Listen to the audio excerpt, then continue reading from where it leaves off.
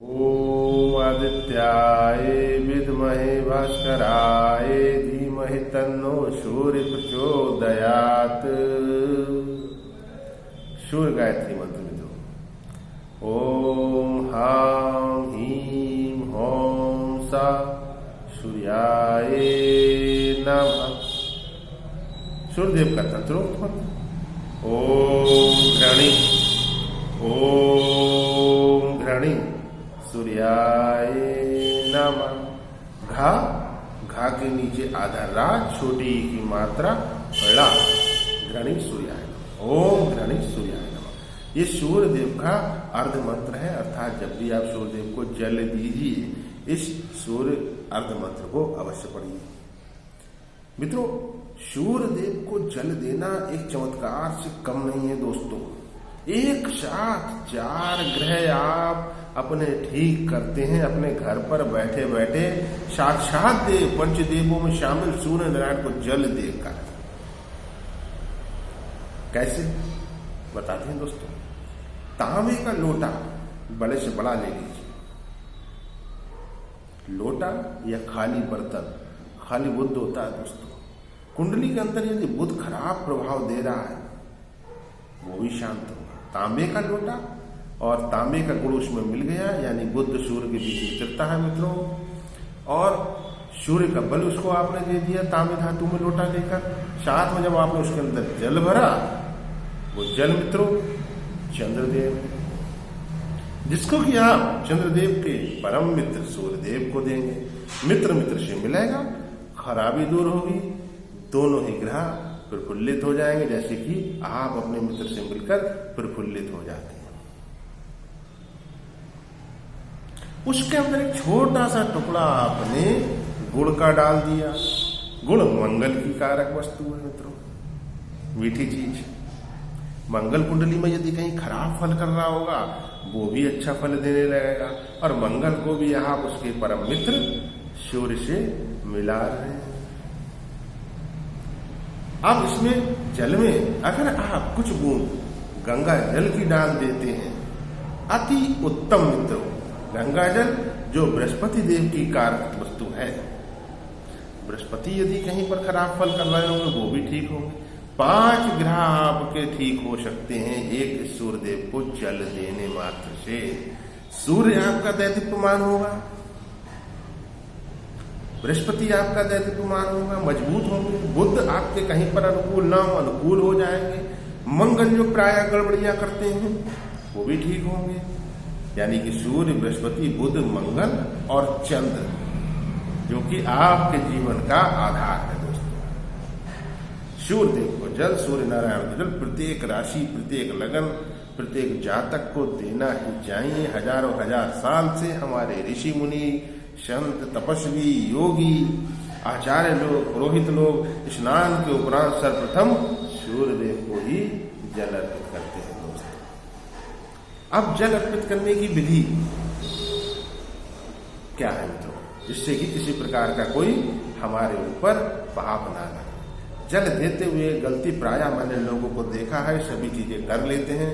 जल जब देते हैं तो उसकी छींटें उनके पैरों पर पड़ती हैं।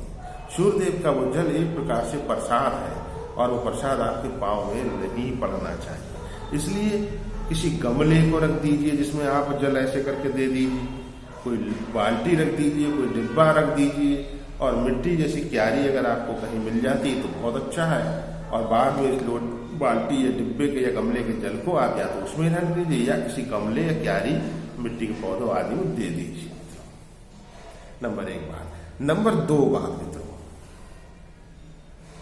3 धार में ही जल आपको अर्पित करना है। यानी आप 11 मंत्र करिए। ओम हां हीं होम सा सूर्याय नमः, या ओम आदित्याय नमः, ओम आदित्याय नमः, ओम आदित्याय नमः, ओम आदित्याय नमः, ओम आदित्याय नमः, या फिर सभी नामों को लेते हुए जल दीजिए। ओम आदित्याय नमः, ओम सूर्याय नमः, ओम भास्कराय नमः, ओम मित्राय नमः, ओम भानुदेवाय नमः, ओम रविदेवाय नमः। इस तरह से जल देते हो। मन में आप इन मंत्रों कर लीजिए। अर्ध मंत्र आप जल देते हुए बोलेंगे, 3 धार में आप जल दीजिए। यानी 11 मंत्र कर रहे हो, 21 कर रहे हो या 5 कर रहे हो, आपका जल 3 धार में हो। यानी आपने 3-4 मंत्र बोले 1 धार, फिर 3-4 मंत्र बोले 1 धार, फिर 3 मंत्र आपके रहेगा 11 में, एक अंतिम बार धार, फिर उस जल पर अपनी इस वाली उंगली को रिंग फिंगर से उस जल को अपने दोनों नेत्रों में मस्तक पे अवश्य लगाइए। मित्रों, सूर्यदेव संपूर्ण जगत को प्रकाशित करते हैं। जिस जातक की कुंडली में सूर्य अनुकूल नहीं होता, सूर्य प्रतिकूल होता है, अर्थात 2, 7, 8, 12 में बैठा हो, शत्रु क्षेत्री हो, शत्रु की राशि में हो, नीच का होकर अच्छा फल ना कर रहा हो, राहु शनि के साथ संसर्ग कर रहा हो, ग्रहण लगा हुआ हो सूर्य को, ऐसी कंडीशन में ये जल देने वाला कार्य तो पकड़ ही लेना चाहिए सभी लोगों को। साथ में एक उपाय, महा उपाय बताएंगे मित्रों। आपको क्या करना है, आपको 21 रविवार ये कार्य करना है। शुक्ल पक्ष के रविवार से प्रारंभ कीजिए। 4 रोटी रसोई में पहली जो बनेंगी उनके ऊपर थोड़ी सी चीनी, थोड़ा सा गुड़ रख के कपिला गाय अर्थात लाल रंग की गाय को आपको खिला देनी है। अब यहां पर समझिए, गुड़ कब रखना है, चीनी कब रखनी, एक ही चीज रखनी है मित्रों, या तो गुड़ या चीनी। जब ठंडियों का मौसम हो अर्थात दिसंबर, जनवरी, फरवरी, तब आप गुड़ रख के गाय माता को खिलाइए, क्योंकि गुड़ की प्रकृति बहुत उष्ण होती है मित्रों। और जब गर्मियों का मौसम हो तब आप थोड़ी सी चीनी रख दीजिए। अर्थात ये आपके ऊपर निर्भर करता है कि आप इसको कब कर रहे हैं। मिले जुले मौसम में कर रहे हैं तो आप अपनी बुद्धि विवेक से करिए।